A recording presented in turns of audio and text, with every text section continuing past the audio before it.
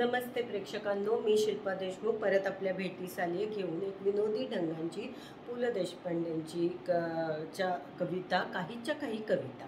एक नवीन प्रकार आहे हा काहीच्या काही कविता। तुम्हाला ऐकल्यावरती लक्षात येईल।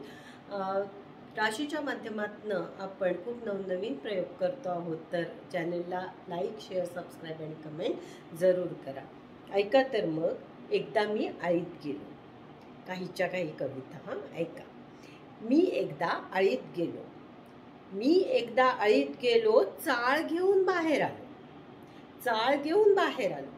तोंडात भरली सगळी चाळ, मी तर मुलखाचा वाचा। कधी पायात बांधतो चाळ, उगीच नाचतो सोडून ताळ। वजन भारी उडते गाळण, पायांचीही होते चाळण। गाळणे घेऊन गाळतो